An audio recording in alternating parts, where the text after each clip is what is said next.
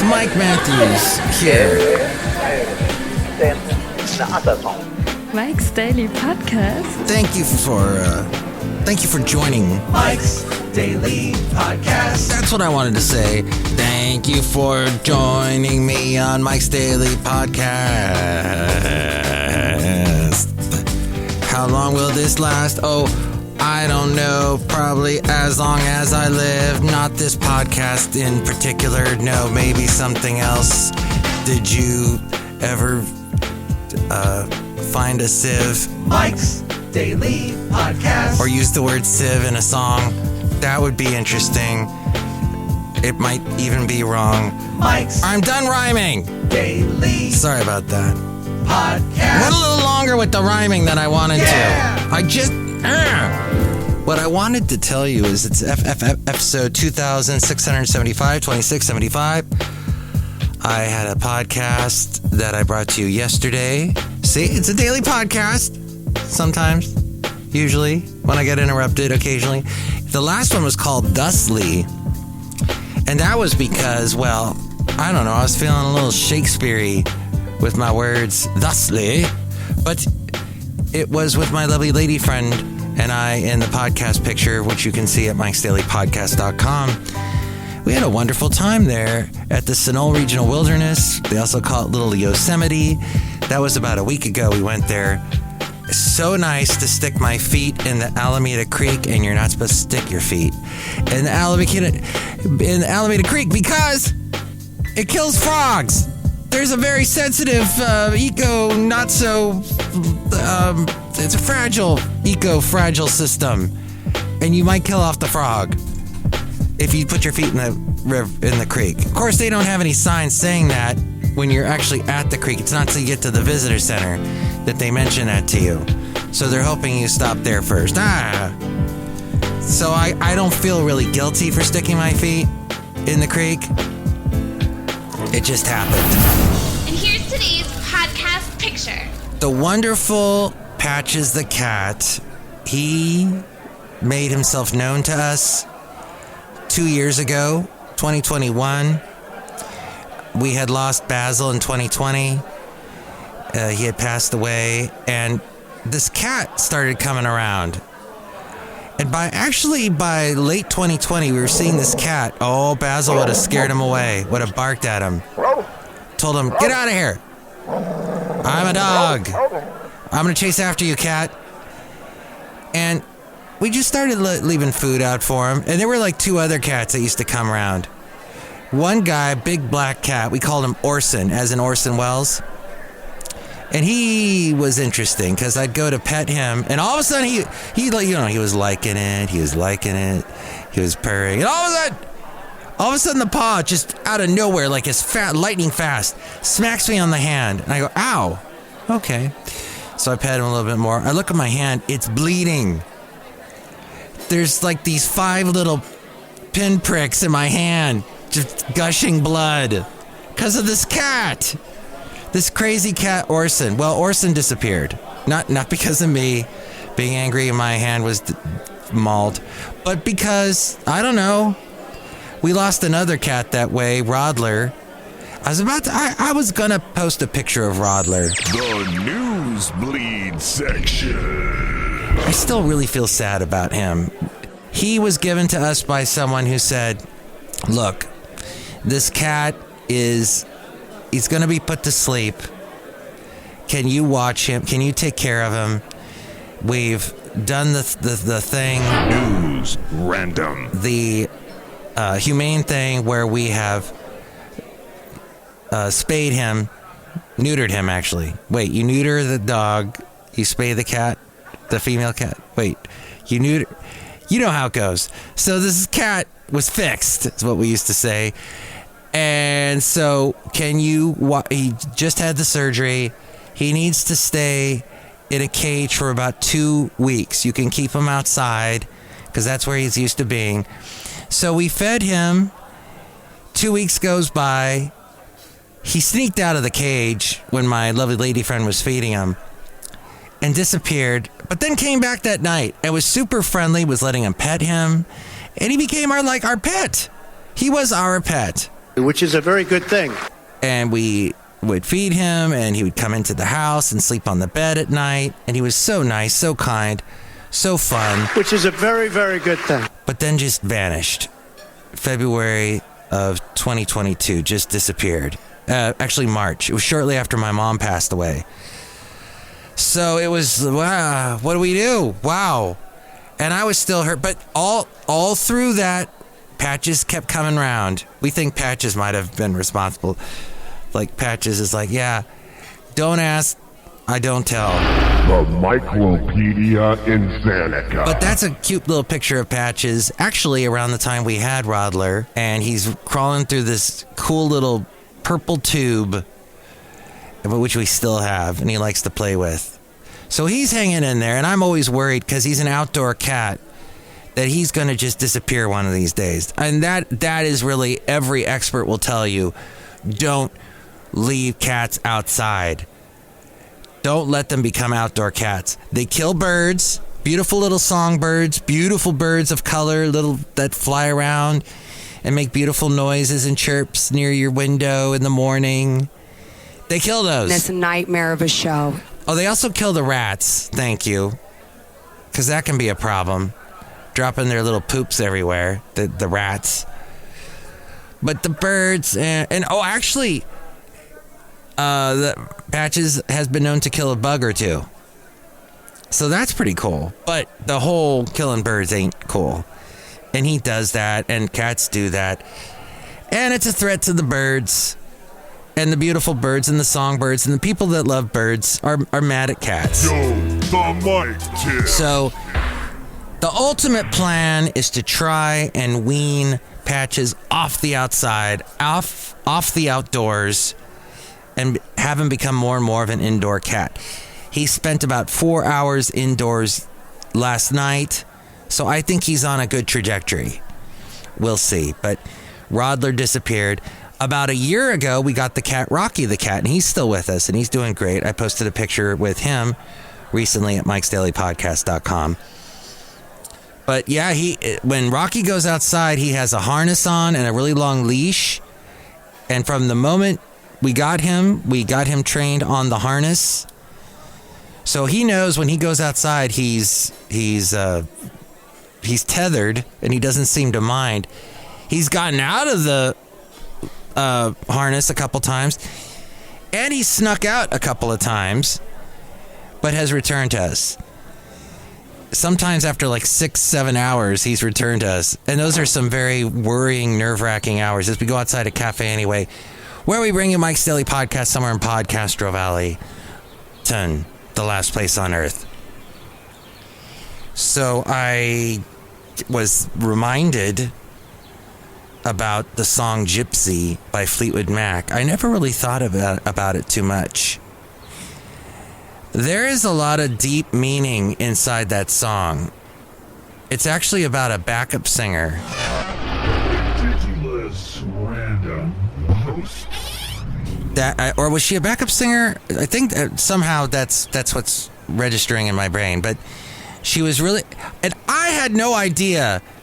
So many songs that you know of, if you listen particularly to classic rock or adult contemporary stations in the 70s and 80s, Stevie Nicks had a tremendous influence on a lot of music. Now, starting off with Gypsy, there is the song "You'll Be a Gypsy." Dun dun dun dun dun dun. The gypsy stabs her reins. Everybody make some noise! Woo!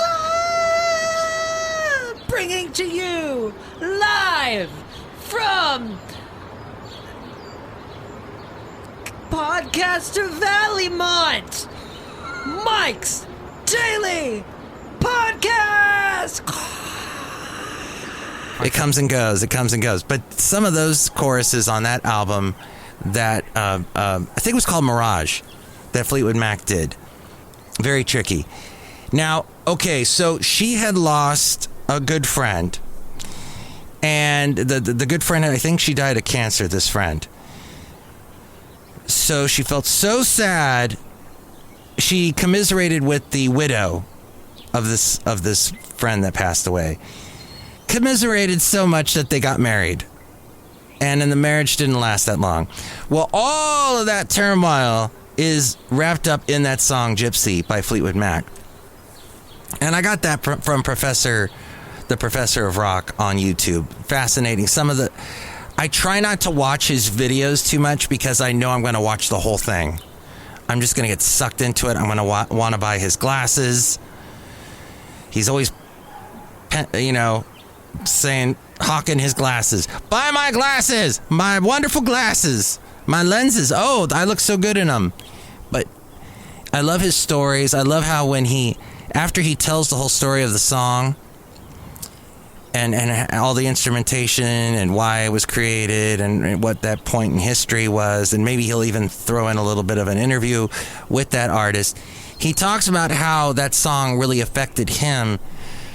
Usually, if we're talking about songs from the 80s, he was just a kid then.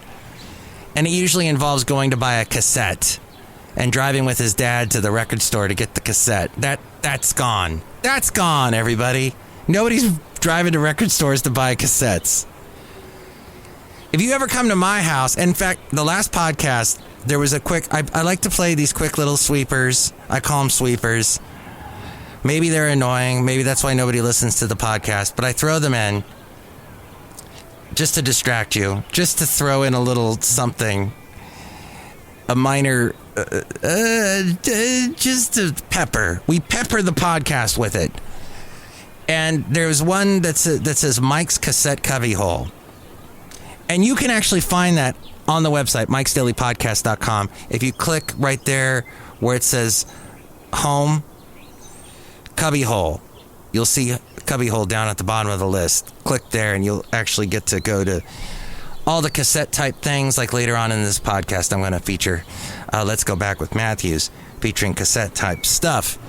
Mike's Scavenger Hunt. So the other interesting thing is that Lindsey Buckingham, with that song Gypsy, he and Stevie were on the outs. They were good friends. They were lovers. They had created the Buckingham Nicks group for a while, and then they were discovered by Fleetwood Mac, and that whole Rumors, when that album came out, was a huge success.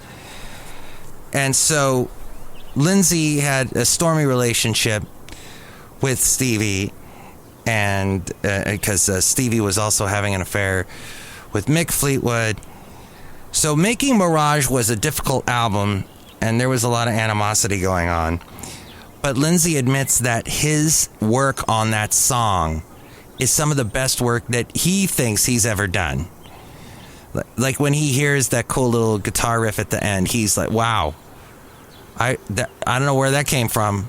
I pulled that out of nowhere. Live and loco. So it's amazing what animosity and tough times will make us do, will help us do. And one other thing I'd like to bring up, and that is, do you remember not too long ago, I was thinking about 2021 when I got this podcast picture that you can see at MikesDailyPodcast.com. And we're outside a cafe anyway, somewhere in Podcastro Valleyton, the last place on earth. I was thinking about, just not that long ago, we've come a long way. And I know a lot of people are catching COVID now. And I hope I don't catch it myself, but my lovely lady friend's cousin has it currently. She's in Texas, and she's just getting over it. And she said it was a doozy. Lots of coughing, headaches, fever, just no fun at all. So I do not want this particular strain of it. But it wasn't that long ago. Who knows? It may happen again. I doubt it. With what we've been through. And how the country is like, we're never going to get locked down again. That was horrible. The government shouldn't lock us down. And all that hoo-ha. But hoorah. So there was a time when we didn't go see live performances during COVID because, of course, we didn't want to be inside of a room locked with a bunch of other people passing around COVID, supposedly, wearing our masks for 2 hours watching a performance. Now we do it again. But so to keep these places that you go to see concerts and shows and musicals at now, because they survived. Oh, yeah. To stay alive during COVID, they had to do virtual events. Now think about that. Did you go to any of these virtual events? If you did, it was probably out of a sense of charity to try and keep that particular venue afloat. What's the cliche of the week? What's the cliche of the week? What's the cliche of the week? What's the cliche of the week? But sitting there on a Zoom call, watching someone play the piano or sing or a concert, it's just so, I mean, who's to say it could all happen again at some point? What's the cliche of the week? What's the cliche of the week? What's the cliche of the week? What's the cliche of the week?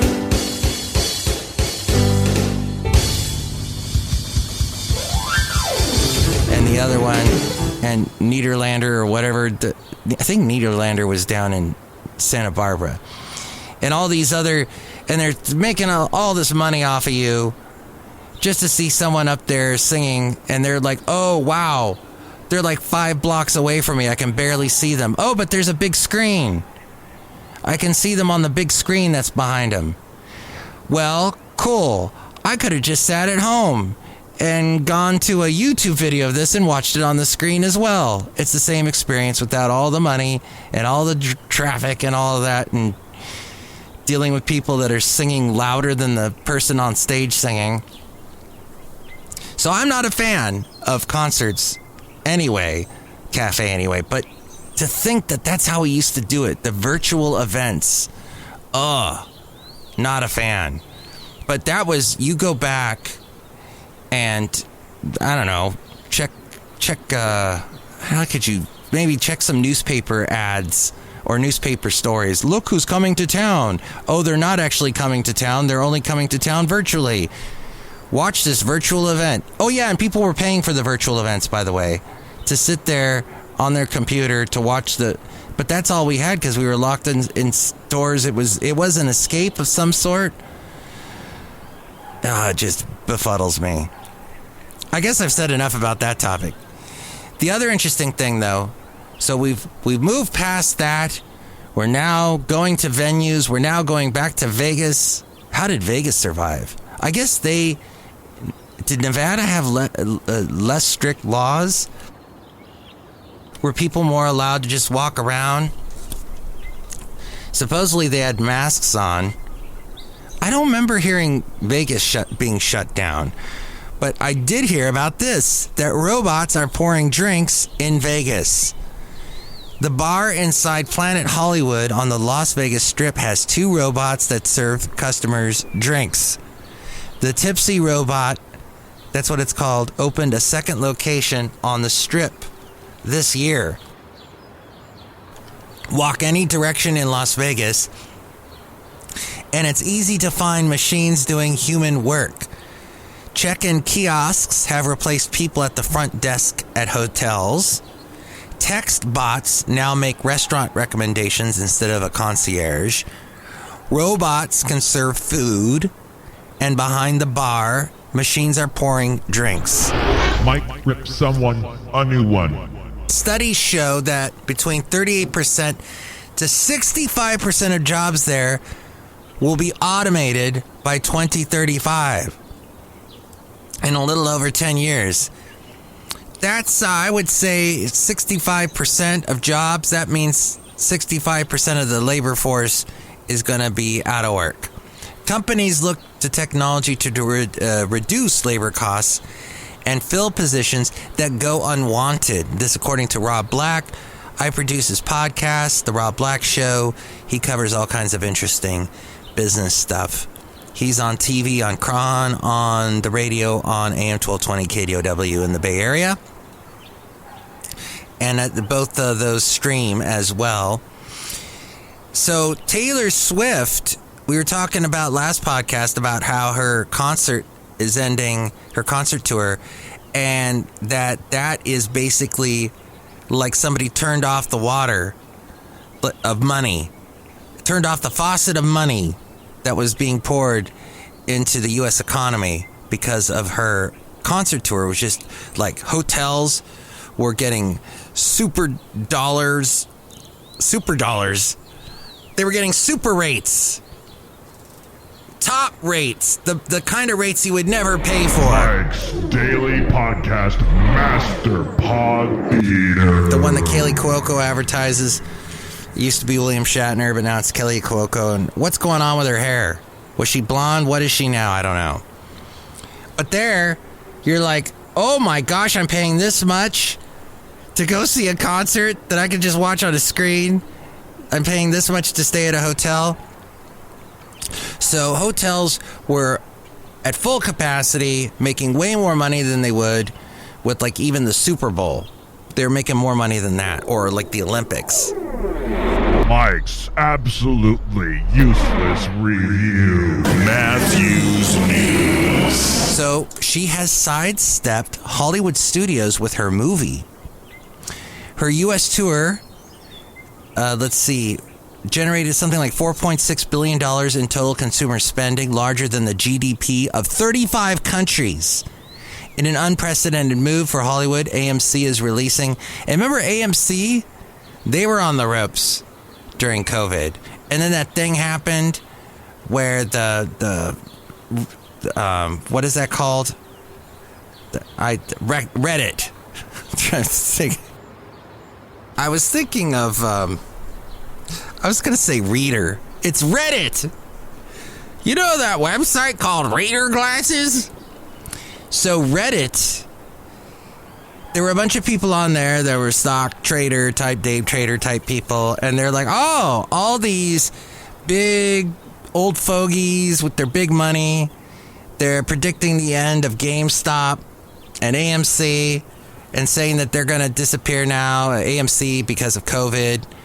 GameStop because a lot of people were getting their games through the internet anyway. Why don't we tell those old fogies with all that money where to stick it, where it don't shine, and to just do this thing where we can manipulate the market in mass if we all buy the stock or we all do this at the same time. I'm not sure exactly how it worked. So AMC stock suddenly went from really nothing to an incredible amount. It was really expensive per share. And I don't know where it sits now, but they've survived. And here we go. We got Taylor Swift working with them. In an unprecedented move for Hollywood, AMC is releasing Taylor Swift's Eras Tour on its own. That's right, Hollywood. Since you and I were born, and beyond that, they were the ones supplying the movies to the theaters. Now, AMC's like, no, we're the theaters. We got the venues. We're going to do this. So they're going to, October 13th, they're going to be releasing Taylor Swift's Eras Tour. Taylor's family cut out the middlemen, like Disney and Universal. They went straight to AMC. Swift's got some very, very smart parents. I met her mom years ago, to 2006, in Ventura, right there along the promenade, right by the fairgrounds. We had a little thing with the radio station, KHA, where we had a stage set up, and we wanted to feature some new artists. So each of our stations contributed somebody. We got a hold of someone. Hey, you're new. Would you like to perform live for us? It doesn't pay anything, but you'll get the word out. And Taylor Swift showed up. And she sang her song Teardrops on My Guitar and her song Tim McGraw. And there was maybe 20 people out there watching her. But I was there helping out behind the scenes. And I hung out with her mom for a while, talking while Taylor performed. And very nice lady. So her dad, I somehow involved with the financial industry. I think he worked at a bank or had a bank or something like that. So they're very smart people, this family. So they decided to cut out the middlemen. They went straight to AMC, and the ticketing is unconventional. There is a single fixed price for adults. And check out what the fixed price is. $19.89. Yes, $19.89. Now, I have not been to a movie in a while. Mike is not going to pay that much to see a movie. Sorry. I don't know how much they are. I think to see Barbie, we were looking at tickets of something like over $20. And if you want to rent it to watch it online, it's like $24. I'm like, what's going on? This is crazy. So $19.89, but that's the arbitrary amount she picked. It's not so arbitrary because she wanted it to replicate her birth year and the album that did really well for her that was called 1989. Mike, it fascinates me that she was born in the 80s. Mikey Fikey, great. Because she's so young, but yet she is quite a bit older now. And so I think, the people that love her are really young.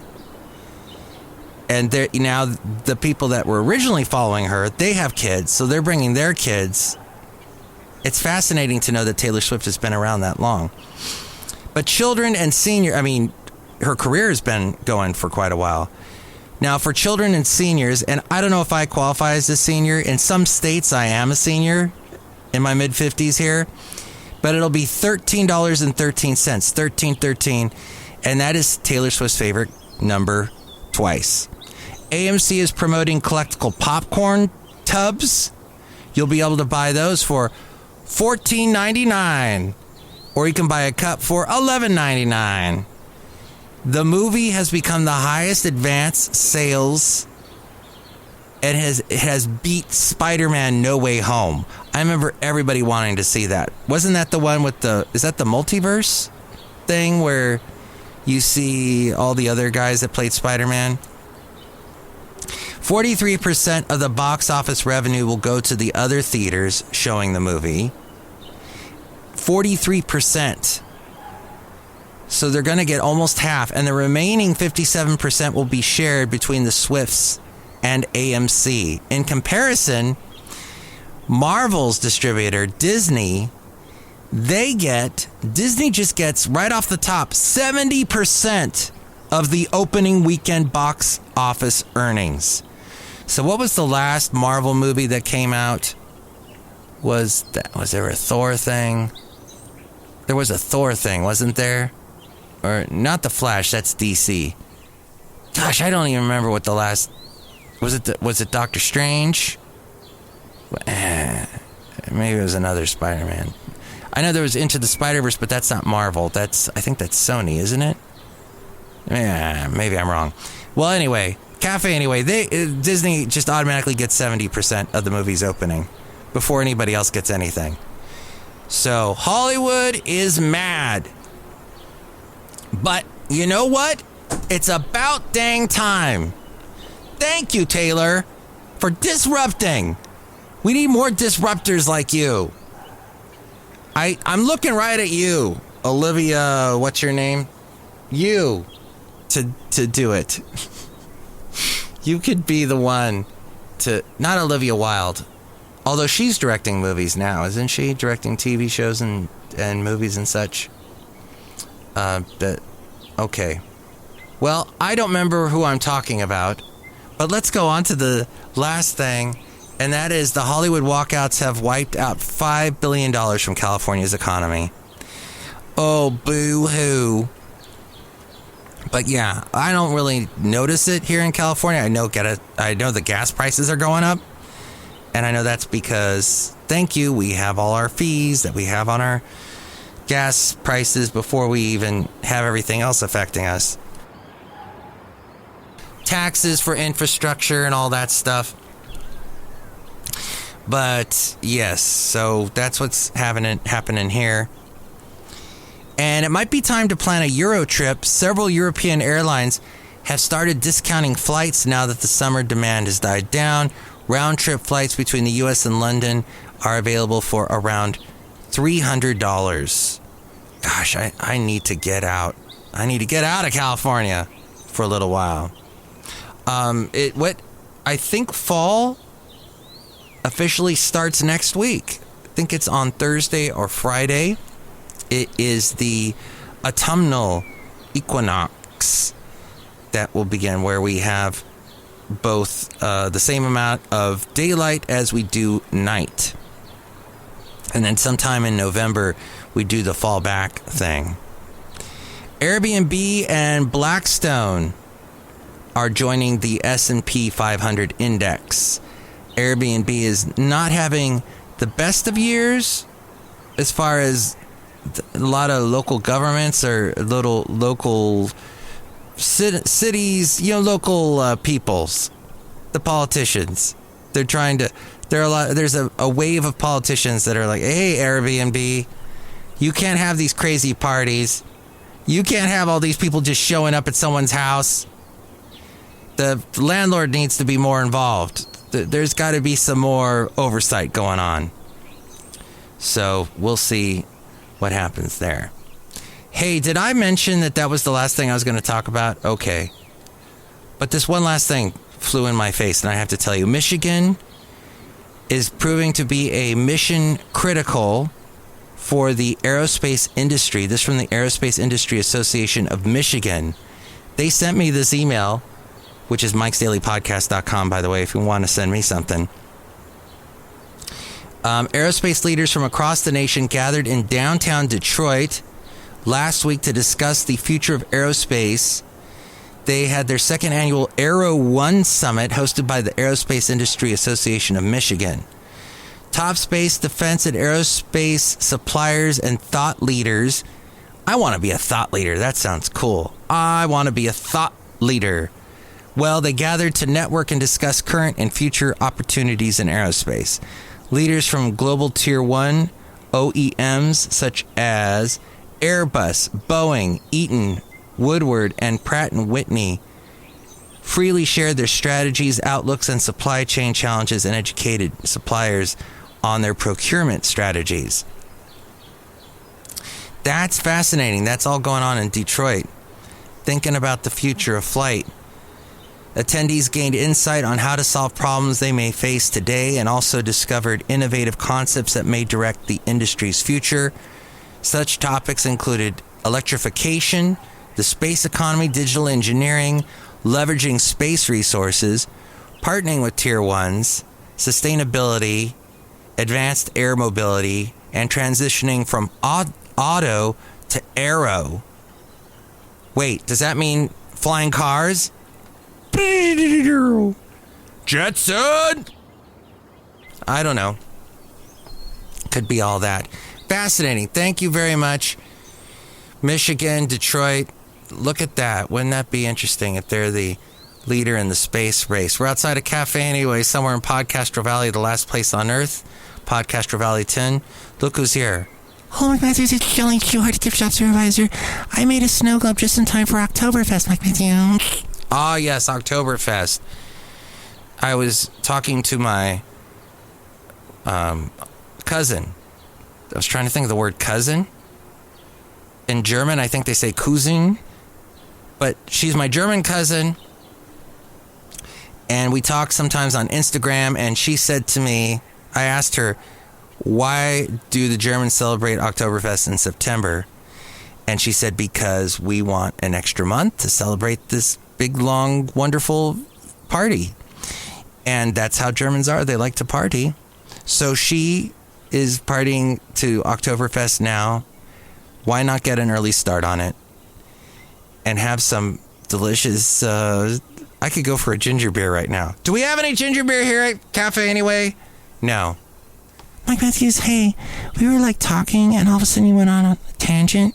Thank you so much, Mike Matthews. I have a snow globe that's in honor of Oktoberfest. And I have some ginger beer, but it's only for myself, Mike Matthews. Oh, man. So what you're saying is go to your gift shop if people would like to purchase a Chely Shoehart snow globe. No, Mike Matthews, I didn't say that at all, but I gotta go. Okay, I must have misread. Look who else is here. Hello, Mike, this is Floyd the Floorman! And this is John Deere, the engineer. Yes, Oktoberfest is a lot of fun, and the aerospace industry is huge in Detroit. Wow, not just for cars anymore. We learned a lot today on today's podcast. But you know what time it is time for now? Let's go back with Matthew. Wow, Shuts, wow. It's pretty interesting. Yes, once upon a time, we were in the radio world very big on taking calls.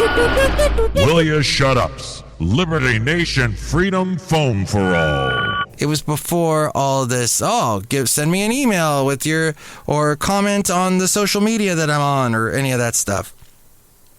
Text me what you want to hear. It was, the only way was call this number. 800 ... By the way, you can call me now at 510-228-4640. That's 510-228-4640. But back in the day, we used to take callers, and people were interested in, hey, the only way if you wanted to hear a song on demand was you'd call the DJ. Nowadays, you can access your different apps, your Spotify or whatever, and that can get you the song. Or like YouTube will have the song for you on the ready. But here we were about 20 years ago, and I was doing this request show called the Chely Santa Fe Cafe in Ventura County on Chely. And I had this little moment here. I'd like to share that with you now as we go back 20 years ago.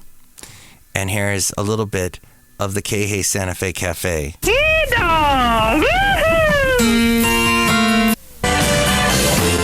It is Dwight Yoakam on 100.7 KHAY at the Chely Santa Fe Cafe. Now Carolyn Dawn Johnson with One Day Closer to You. It's 100.7 KHAY. I'm Matt Michaels. The Chely Cafe question: what is the craziest Friday that you ever had? I think this one could probably go in the record books. The craziest Friday I ever had was the Friday before I got married to Marge. No way. Yeah, tell them about it, Marge. Oh, I don't remember. I was completely drunk. Oh, well, I don't really remember it either. Well, that's an interesting story. I'm sure I can catch all the details on Fox. Sir, on the phone, make sure to go out on a date this Labor Day weekend, okay? Oh, I will. Good. You deserve it.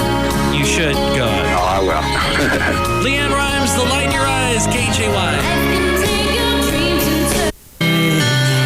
So I guess the shake on top of the In-N-Out burger in Ventura, the one off of Harbor at 7:30 today, caught fire. It caught fire, the shake.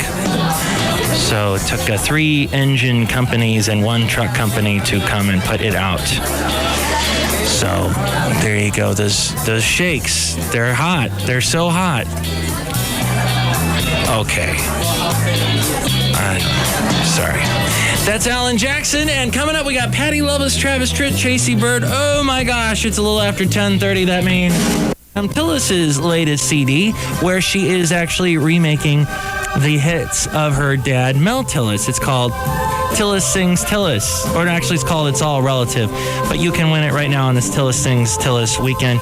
650 KHAY. In today's world, there are many different car companies. Our contestant is Tubby from Tio.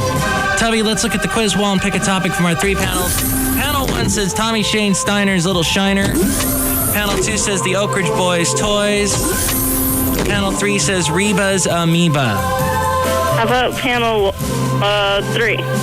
Reba's Amoeba. Tubby, when Reba's Greatest Hits 3 CD came out, it was her first album since 1995 to debut at number 1 on the charts. The name of that album was A Starting Over. This is the album from 1995, right? From 1995, the CD that last debuted at number 1, was it A, Starting Over, B, Forever Love, or C, Read My Mind? Read My Mind. In 1995. I'm going to say number 2. Forever Love? Yeah. Oh, no. Stay on the line, Tubby. 650 KHAY can try and steal the prize from Tubby, but if you get it wrong, she gets the prize. Toddy Chevrolet is truck country. Join us. Ariane from Camarillo going to try and steal the prize from Tubby in Thousand Oaks. Ariane, the choices were Starting Over, Forever Love, or Read My Mind.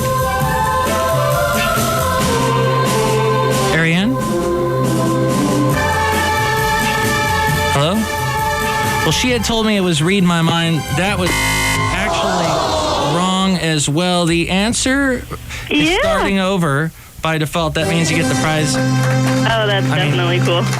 Starting Over was the name of the album. You get the prize by default, Tubby. Oh, good. I have Reba's autograph. Oh, my gosh. Can I see it sometime? Oh, yeah, I'll show it to you. Miller Lite, Miller Time, track 4. 100.7 KHAY and George Strait. We heard just ahead of that Sarah Evans with I Keep Looking. Travis Tritt coming up. Dixie Chicks. Hattie Loveless. Tracy Bird is next. Get the latest concert updates on the web at KHAY.com. Oh, you're finally here, John Deere the engineer. What seems to be the problem? Well, for one thing, it is hotter than crazy. It's hot as hot in here. And can you fix the air conditioning? Yeah, man, I can fix it. I can cool it down for you right now. Really? Yeah. Okay. What are you doing with that hose? I'm wet now, but much cooler. Thank you. You're a genius. Come back here. I want to hug you, John Deere engineer. Oh my gosh. You know, sir, make sure to go out on a date this Labor Day weekend. Oh, I will. Good. That was John Deere the engineer 20 years ago. John Deere, you sound almost the same. Yeah, I kind of do, don't I? That's fascinating, Mike. Why don't you go back a little bit further in time, maybe like 30 years ago? Yeah, I think that was before I met you, maybe. But I knew you before I met you, I think, in a Savage Garden sort of way. But if we go back to 1990, almost the 80s, we have a little bit of this moment that happened. Another Aerosmith song, number 38. That's Genius Got a Gun. And pretty soon we're going to go and check in with Dane Knight. He's going to be doing the party patrol. And we're going to find out what's going on out there this New Year's Eve. Right now, Technotronic Pump Up the Jam comes in number 35 on Most Music 197. I learned a lot about that song watching that Chunk documentary on Netflix. Was it Chunk? The World According to Chunk? Most Music 197, let's check in now with Dane Knight, the party patrol dude. How's it going, Dane? Oh, I'm having such a good time on this New Year's Eve. How about you, man? You having a good time? Oh yeah, I'm having a blastorama. You know what I'm doing, Mike? What are you doing? It's called the Dane Knight Party Patrol, and I'm going from party to party to party tonight in disguise. I'm going in my own car. I'm not even taking the urban assault vehicle like we usually do. And I'm going to walk into these parties. They're not even going to know who I am. I'm going to have cassettes in my jacket. Just going to hand them out. It's as simple as that. Oh, wow. And you won't know. Dane Knight, incognito. I'm in the back bedroom right now of this party because it is so loud I couldn't even hear myself. And there's probably other reasons. But anyway, Dane. She's getting dressed. Stop it. Stop it. Mike, yeah, I'll be with you. I'll be checking in with you a couple more times tonight because it is the Dane Knight Party Patrol and it's going strong. Wow. There's a lot to unpack there, as they say on NPR all the time. Yes, Dane Knight. I wonder what happened to him. He wasn't really... That was not very cool to have him say that. He just said it. It was live radio, everybody. And that's the point of all this. Live radio, crazy things happened. Dane Knight, I don't know if he served any time in jail or what was going on there. But he apparently had a lot of cassettes, and cassettes were still big. And Paul Young had his cover of Oh Girl. Paul Young, look him up. He was the guy that had the song Every Time You Go Away, another song that he did not write. That was a Daryl Hall song. He had a song, Why Don't You Come Back, Please Hurry. I don't know if he did that one, but then he did all these covers. Oh Girl by the Shy Lights. Later on, he did What Becomes of the Broken Hearted. Yeah, Paul Young he's still around. What a voice. So there you go, a little bit. I don't know if the rest of this is as embarrassing as that last one. Let's just see. Oh my gosh. The bottom of the chart. Pretty good songs that never made it on the radio because people didn't think they were worth it. But you know what? They come back up and people start playing them, and it's like, oh, where'd that come from?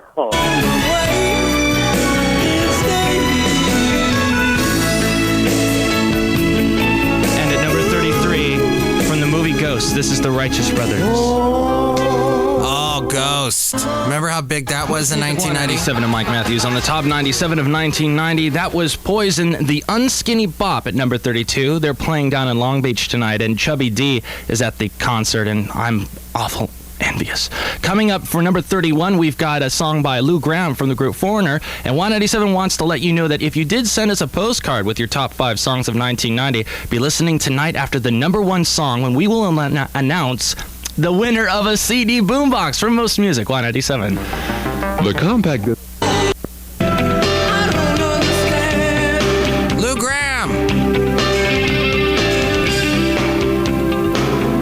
Hi, this is Marge. And this is number 30 of the top 97 of 1990. Here it is anyway. Marge again. Look, Marge. It's Alias. Wow. Phil Collins. Music 197 of Mike Matthews on the top 97 of 1990. Alias was at number 30. Phil Collins, Another Day in Paradise at number 29. Right now, Billy Idol from the flop film Ford Fairlane. This is Rock the Cradle of Love at number 28 on 197. That was the last big hit for Billy Idol. The Cradle of Love.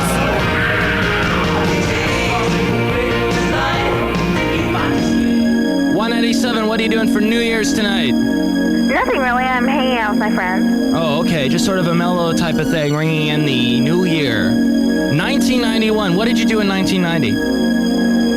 I don't know. Nothing really. Most Music 197. Yes, they made their pa proud. That's Nelson, the twin big hit with Love and Affection. At number 26, Vogue by Madonna came in at number 27, and Billy Idol, number 28. Coming up, we've got a song by Janet Jackson that hits number 25, and it's a song about coming back to her, whatever that meant. The compact. Come back to me. I'm begging you, please. That's pretty much the end of the podcast. I am going to throw this one little thing from, it says 1988 on it, and I don't know this bit of cassette. So many cassettes on this podcast today. But let's see a little bit of this. Oh, I'm sorry. Edit.